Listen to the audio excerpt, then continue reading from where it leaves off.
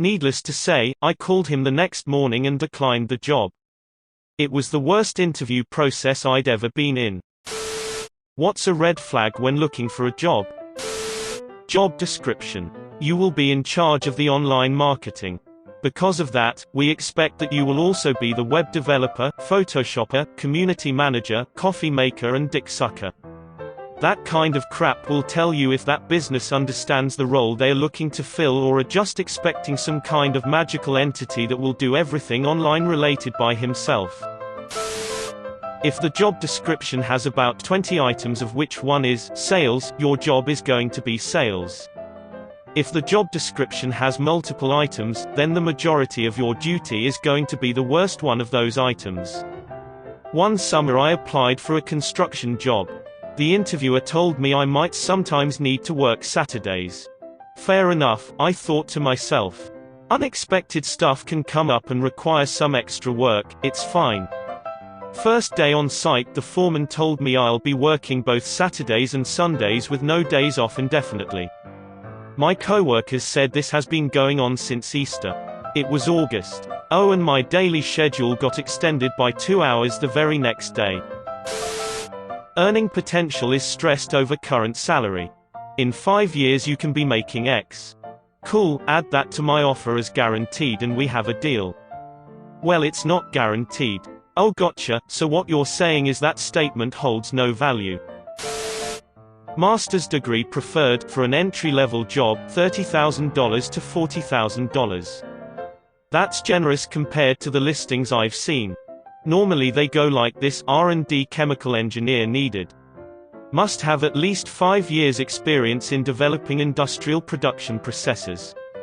Master's degree required. Part-time, 39 hours a week, pay $10.50 an hour. Must be hired through a temp agency so we don't have to commit to you. Making jokes about overtime and crunch time. Guaranteed it's going to be a nights and weekends are optional but not actually optional place. When I was a general manager for Chipotle I would constantly work 12+ hour days, salary.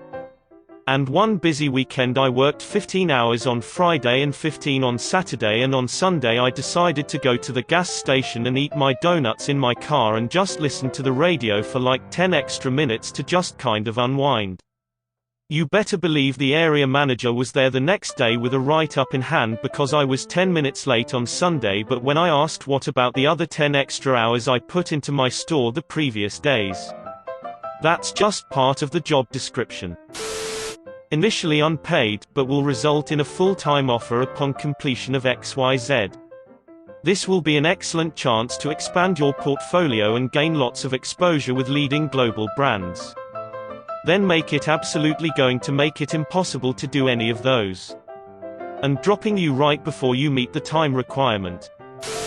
High staff turnover. In a job interview I asked how long do people in this position stay. The manager danced around the question and didn't give me an exact answer. He just told me, I don't know. People come and go. They found other jobs and leave me hanging. That is sign of a place with high turnover.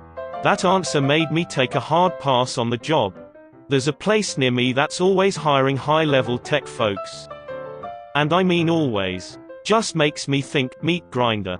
Possibly. The place I work at now doesn't pay a killing and does not chain you to a laptop. From the outside it seems like a regular job, but the entire company focuses on management to a fault. Highly qualified technical staff end up leaving because they have held back good solutions until they can convince a mammoth management chain to make the case for the solution to the client. Being extremely metric focused, they can show all green reports, but in actual practice most things should be yellow.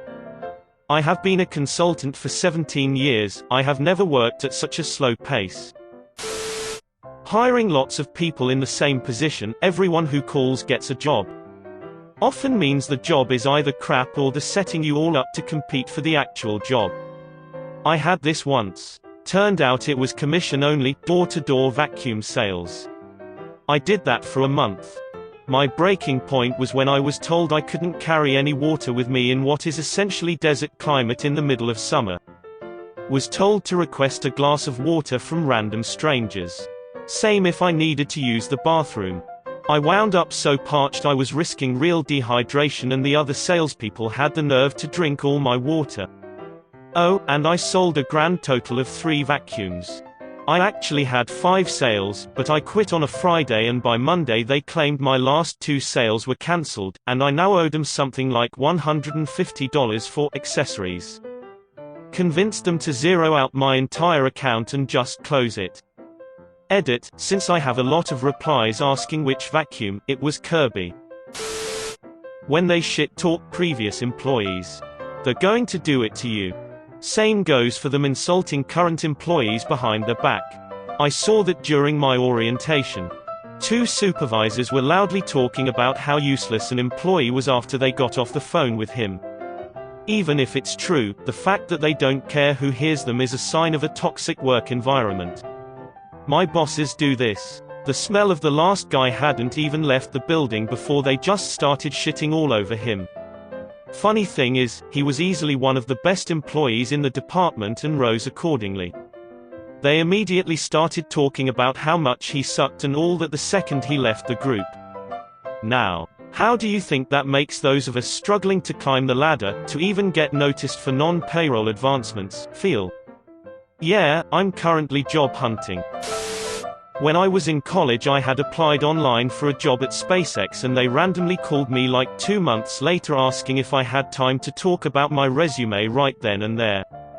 I hadn't even looked at my resume for the past 2 months, and frankly I was not prepared for that phone call, lol. So, years ago, my old company was hiring a mechanical engineer job, but the director of the department suddenly had a family emergency and had to go out of town the next day. They called the last applicant and said, "Can you come in and interview, like now?" The candidate explained that he was out and about, and couldn't get dressed or anything. The director basically said, "Don't care." That's how the dude that got the job got to interview in a black band t-shirt and ripped jeans. So, before you red flag it, make sure that a sudden interview isn't warranted. A former coworker shared this tidbit with me years ago, and it works wonders. Try to schedule your in-person interview as late in the afternoon as possible, relevant to your position.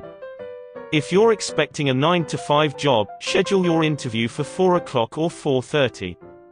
You probably discussed after-hours work etc. during the interview. When you are done, you should be able to look around. Are people still working? Is the parking lot empty?